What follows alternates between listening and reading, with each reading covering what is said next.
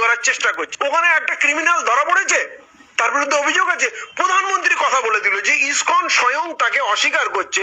আমাদের ভারতের বেশ কিছু মেইনস্ট্রিম মিডিয়া তারা একেবারে জিনিসটাকে এমন ভাবে দেখানো হচ্ছে বা দেখাচ্ছেন যে ভারতের ওপর বাংলাদেশের একটা বৃহৎ প্রভাব পড়তে চলেছে, সেরকমটি কিছু হবে নাকি এটা সম্পূর্ণভাবেই অন্য কোনো কারণে দেখানো হচ্ছে?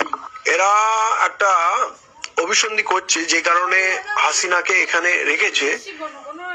এরা কাশ্মীরটাকে যেভাবে ভেঙে দিল, এরা সব ডাল ভাত মনে করে। বাংলাদেশ একটা আলাদা দেশ ভাবছে, বাংলাদেশের তো বেশি গোলাগুলি নেই, ওদের মিসাইল রকেট নিউক্লিয়ার কিছু নেই, তো বাংলাদেশটা ঢুকে যাবো। মানে এটা জিদের ব্যাপার। হাসিনা আমাদের লোক, হাসিনাকে ওখানে বসাতেই হবে।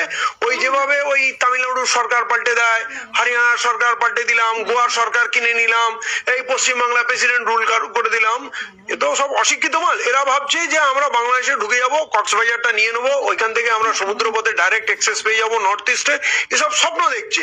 এবং এই কারণেই ওখানকার উত্তেজনা তৈরি করছে, তোমরা ওখানে গন্ডগোল পাঠাও, আমরা সুযোগ বুঝে। যেমন ওই রাশিয়া ইউক্রেনে ঢুকে গেল, এরা নিজেকে সুপার পাওয়ার মনে করে, ভাবছে বাংলাদেশে চলে যাবে। কিন্তু এই যে পরিণতি হবে, ওখানে রাশিয়া আসবে, চায়না আসবে, আমেরিকা আসবে, পাকিস্তান